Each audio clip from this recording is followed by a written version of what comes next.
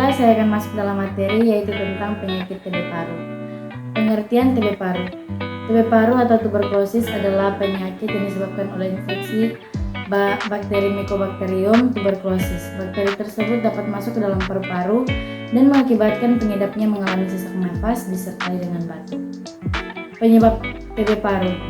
Seperti yang sudah disebutkan sebelumnya, TB paru adalah penyakit yang disebabkan oleh adanya infeksi bakteri, tepatnya Mycobacterium tuberculosis. Tahap infeksi bakteri pada pengidap TB melewati 3 tahapan diantaranya sebagai berikut. Yang pertama, infeksi primer.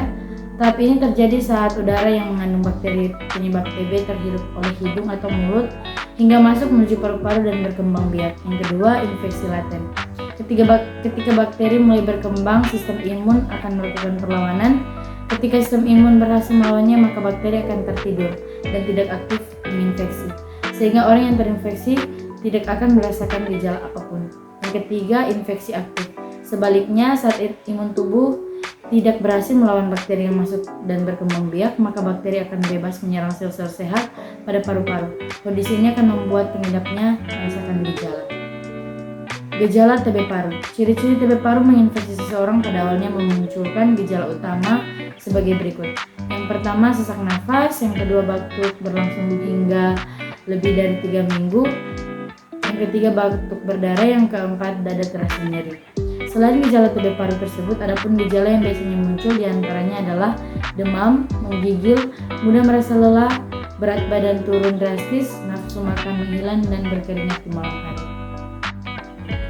Selanjutnya, komplikasi penyakit TB paru. Saat seseorang mengidap TB paru dan tidak mendapatkan penanganan yang tepat, maka kemungkinan komplikasi saat bisa terjadi. Seiring perkembangannya, bakteri TB paru tidak hanya menginfeksi paru-paru tetapi juga bisa menyebar ke bagian tubuh lainnya. Beberapa komplikasi yang mungkin dialami oleh pengidap TB paru sebagai berikut. Yang pertama, kerusakan sendi. Yang kedua, kelainan pada jantung. Yang ketiga, nyeri punggung. Yang keempat, masalah pada ginjal dan hati. Yang kelima, peradangan selaput otak atau meningitis. Pengobatan TB paru.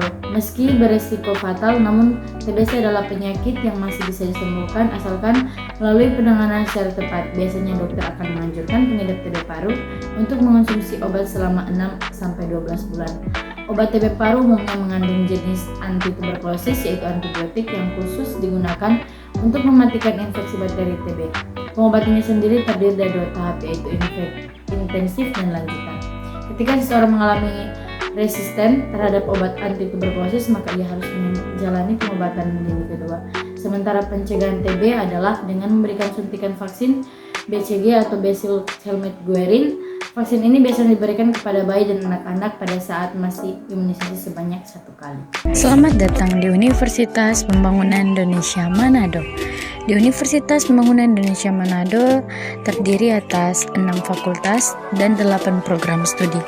Di antaranya Fakultas Teknik, Fakultas Hukum, Fakultas Fisik, Fakultas Sastra, Fakultas Pertanian, dan yang paling utama dan yang paling favorit di Universitas Pembangunan Indonesia Manado adalah Fakultas Keperawatan. Bagi teman-teman, bagi kakak-kakak, bagi adik-adik yang masih bingung mau masuk universitas mana dan masih ragu-ragu untuk pilih universitas mana, marilah bergabung bersama kami di keluarga besar Universitas Pembangunan Indonesia Manado. Jangan takut, jangan ragu karena Universitas Pembangunan Indonesia Manado sudah terakreditasi B. Mari juga bergabung dengan Torang, apalagi yang teman-teman semua yang ingin menjadi perawat. Bergabung bersama kami di keluarga besar FAKEP Universitas Pembangunan Indonesia Manado. Jangan lupa join ya guys.